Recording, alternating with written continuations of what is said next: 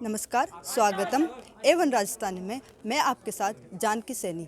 आज हम आए पोद्दार इंस्टीट्यूट में, जहाँ पे प्राचीन जो हमारा योग है उसके महत्व के साथ राम सीता शिव के जो चरित्र है उन्होंने योग के साथ कैसा सहयोग करके हमारे सामने मनमोहक परिस्थिति दी है। आज हम इनके सूत्रधार अनीता मैम से जानने की कोशिश करते हैं। आइए अनीता मैम, आप कुछ बताना चाहेगी कि आपने इसको कैसे अपने यहाँ पे इतना अच्छा जो प्रस्तुत किया है वो कैसे आपने कैसे सोचा, और जो अभी राम का जो अभी चल रहा है उसके साथ योग को आपने जो सोच के प्रस्तुत करवाया वो आप कैसे कर पाए? मैंने इसके लिए बहुत गहन चिंतन किया और जब मैंने अपनी ये थीम बनाई थी श्री रामचरितमानस की, तो मैंने इसके सारे किरदारों को सुना और रामचरितमानस को पढ़ा, उसकी पंक्तियों को समझा और फिर मुझे लगा कि मुझे राम जी के आदर्श चरित्र पर प्रोग्राम करना है। और शिव क्योंकि एक बहुत बड़े हठयोगी थे और शिव के बिना कुछ काम हो नहीं सकता योग में, क्योंकि शिव ही एक बहुत बड़े पूरे ब्रह्मांड का विष पीने वाले हठयोगी थे। तो योग में अगर हम उनका नाम ना लें तो ऐसा हो ही नहीं सकता, क्योंकि शिव हमारे आराध्य है। हठयोगियों के आराध्य तो शिव ही हैं। तो उनको साथ जोड़कर और श्री राम और शिव का आपसी जो सामंजस्य और मेल है वो एक आध्यात्म है, स्पिरिचुअल है वो, और योग स्पिरिचुअल ही है। तो उस आध्यात्म को मैंने रामचरितमानस की इन पंक्तियों से जोड़कर उस हर एक किरदार को लिया। जो वन में भगवान श्री राम ने जो 14 वर्ष का वनवास किया था, उसमें जो भी जीव जंतु पशु पक्षी मानव भगवान श्री राम के सामने आए और जिस तरीके के वो संवाद हुए और जो भावनाएं आपसी मानस में जुड़ी हैं, वो मैंने उस किरदार को समझा और बखूबी से उसको यहाँ पर संजोया और उसको निभाने की पूरी एक रामायण को पूरा एक सूत्र में पिरोने की मैंने कोशिश की है। और लोगों को शायद पसंद भी आया है, ऐसा मुझे यहाँ पर देखने को मिला। तो इसके लिए मैं सभी जो भी अतिथि गण आए थे, जो विशिष्ट महानुभाव यहाँ पर उपस्थित थे, और मेरे सबसे बड़े प्यारे विद्यार्थियों जो मेरा परिवार है मेरा योग का, बहुत ही अच्छा उन बच्चों ने किया। मैं उसके लिए अपने बच्चों का बहुत बहुत धन्यवाद देती हूँ और सभी का धन्यवाद। और सभी का हमारा सौभाग्य था कि इतने लोगों ने रामचरितमानस को सराहा, उसके लिए सभी का धन्यवाद। सभी ने अभी देखा कि मैम अनीता मैम ने किस तरह से गहन विचार करके इस चीज़ को किस तरह से प्रस्तुत करवाया हम सबके सामने। आइए हम बच्चों से ही जानते हैं कि उनका क्या एक्सपीरियंस। जी आप बताइए। हमारा इस चीज़ को लेके काफ़ी अच्छा एक्सपीरियंस रहा। हम मतलब 1 महीना हो गया हमें इस चीज़ का परफॉर्मेंस करते प्रैक्टिस करते करते, और आज हमने इतने बड़े मंच पे जो परफॉर्मेंस दी हमारी, हमें काफ़ी अच्छा लगा। और जो गेस्ट वगैरह आए थे उनको भी अच्छा लगा। बस थैंक यू। आप क्या कहना चाहेगी? योग और जो मैम ने जिस तरह से इन दोनों चीज़ों को मिक्स करके सामने प्रस्तुत किया, आपको हम कैसा लगा? सबको है ना बहुत अच्छा लगा, और मेरे को सीता का रोल मिला, मैं कितनी सौभाग्यशाली हूँ। और सभी को बहुत बहुत अच्छा लगा। जी आप बताइए। मेरे एक्सपीरियंस के हिसाब से मैं कहना चाहूँगा, मेरे को बहुत अच्छा लगा यहाँ इतने बड़े स्टेज पे और इतने बड़े बड़े लोगों के सामने परफॉर्म करके। जो फियर ऑफ स्टेज एक होता है वो मेरे को ओपन करने का बहुत मौका मिला। तो मैं सभी स्टूडेंट्स से बोलना चाहूँगा, अगर आप सभी को भी कभी ऐसा कुछ प्रोग्राम प्रस्तुत करने का मौका मिलता है तो ज़रूर से आप लोग अपना सौभाग्य से अपना नाम वाम उसमें दें। योग के बारे में क्या कहना है? योग को आपने अपने चरित्र के साथ जोड़ा है, तो उस चीज़ के बारे में क्या कहना है आपका? योग से मुझे बहुत कुछ सीखने को मिला है। जैसे आजकल का जो बिजी शेड्यूल है, जैसा लोग हैं, तो योग अगर आप डेली अपनी लाइफस्टाइल में इंट्रोड्यूस करेंगे तो आपको बहुत अच्छा रहेगा। स्ट्रेस मैनेजमेंट में बहुत ही काम आएगा। ठीक है, आप क्या कहना चाहेंगे? और जो आपको चरित्र मिला है शिव जी का, उस दोनों के बारे में आप क्या कहना चाहेंगे? मुझे यहाँ पे परफॉर्मेंस करके बहुत ही खुशी मिली है। ये मेरा सौभाग्य है कि मुझे यहाँ पे परफॉर्मेंस करने को मौका मिला है। शिव जी भी एक बहुत बड़े हठयोगी थे और मैम ने मुझे वो किरदार अदा करने के लिए कहा है। मुझे ये जान के बहुत ज़्यादा खुशी हुई थी। Thank you.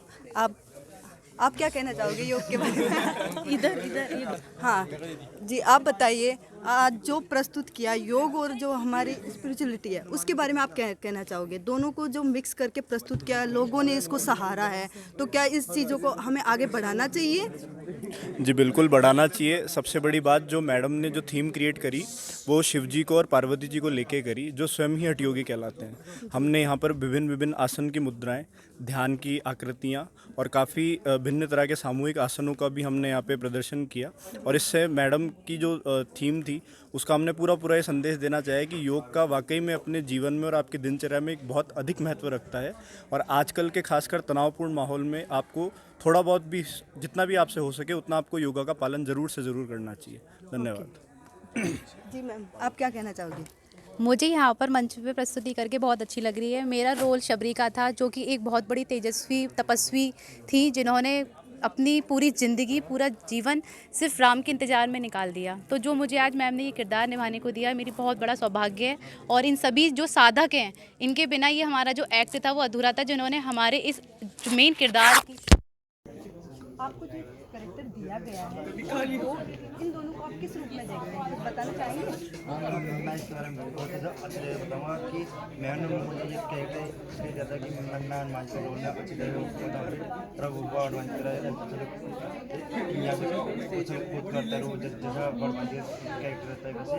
और योग में अपन योग से अपना शरीर लचक होता है, तंदुरुस्त आती है, शरीर में तंदुरुस्त आती है और टेंशन मुक्त होता है। और इस चक्कर में योग करना चाहिए, जिस चक्कर में अपने शरीर को और रिलैक्स भी मिलता है और माइंड पे ज़्यादा जोर भी देता है। क्योंकि मुझे पार्वती का रोल मिला और शिव के साथ हमने तांडव की योग मुद्राएं बनाई, जो कि बहुत हमने अच्छा करने का प्रयास किया। और हम लोगों को ये संदेश देना चाहते हैं कि संगीत, नृत्य, योग सभी चीज़ों की उत्पत्ति शिव से हुई है। तो और ये चीज़ निरंतर अनंत काल से चली आ रही है, तो हमें योग करना चाहिए और हर प्रतिदिन हर किसी इंसान के जीवन शैली का हिस्सा होना चाहिए। आप क्या कहना चाहोगे योग के बारे में? तुम लोग करते हो ना डेली हो? प्रस्तुत किया गया है, मैं करती हूँ। इसमें ना केवल राम का चरित्र और ना ही केवल शिव का चरित्र, बल्कि एक साधक का चरित्र भी दिखाया गया है कि वो कैसे अपने भगवान को पाने के लिए क्या कुछ नहीं कर जाता। और साथ में हमने जो आसन किए थे वो तनाव मुक्ति के लिए किए थे।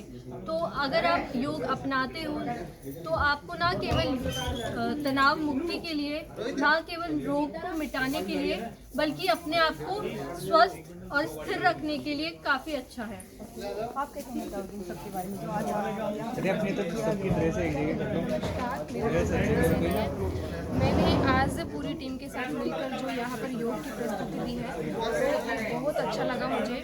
मैं ये कहना चाहती हूँ कि योग सभी को करना चाहिए। इससे हमारा सर्वांगीण विकास होता है, शारीरिक, मानसिक, बौद्धिक। ये अगर हम इसको रेगुलरिटी में रखते हैं तो हमारा जीवन एक बहुत अच्छे रास्ते की ओर जा सकता है। इससे आजकल जो तनाव वगैरह है, इनकी बीमारियों का कोई मेडिसिन वगैरह लेने से साइड इफेक्ट होता है बॉडी पे, तो हमें अगर योग करके अगर इनका इलाज किया जाए तो हमें आसानी से इनसे दूर हो सकते हैं। और ठीक है, मैं इतना कह सकती हूँ। धन्यवाद। मैं योग के बारे में यही कहना चाहूँगी कि योग हमें हमारे लिए बहुत ज़रूरी है, क्योंकि ये अपने मेंटल हेल्थ पे भी इफेक्ट डालता है और अपनी बॉडी पे भी बहुत ज़्यादा इफेक्ट डालता है। इसलिए योग सबको करना चाहिए। इसमें कोई एज डिफरेंस नहीं होता कि बच्चे से लेके बुजुर्ग तक हर इंसान योग कर सकता है। Thank you. इस प्रकार आपने देखा कि जो योग का जो महत्व आज लोगों को हो रहा है, उससे आप समझ सकते हैं कि योग पूरी दुनिया में फैलने वाला है। पीएम मोदी ने जो योग की मुहिम शुरू की थी, आज हर बच्चा उसका महत्व जानता है। माना कि ये मॉडर्न युग है, इस योग को सिर्फ शहरी लोग अपना रहे हैं, लेकिन जहाँ तक अपने सुना बच्चे गाँव तक भी इस चीज़ को ले जाना चाहते हैं। और हम सबको ये कोशिश करनी है, जो भारत की मिट्टी से जुड़े हुए हैं ना, उन सबको हमें आगे तक ले जाना है और बच्चे तक योग को पहुंचाना है। इस प्रकार ही हम योग के महत्व को समझ सकेंगे और हम इसके लिए प्रयास करेंगे। धन्यवाद। तो दोस्तों, इसी तरह की लेटेस्ट अपडेट्स पाने के लिए आप हमारे YouTube चैनल को सब्सक्राइब करें A1 राजस्थानी। और इसके अलावा आप हमें Facebook पे भी सर्च कर सकते हैं, राजस्थानी करें A1 राजस्थानी। वहां जाकर आप हमारे पेज को लाइक कर सकते हैं और वीडियो को शेयर करना ना भूलें।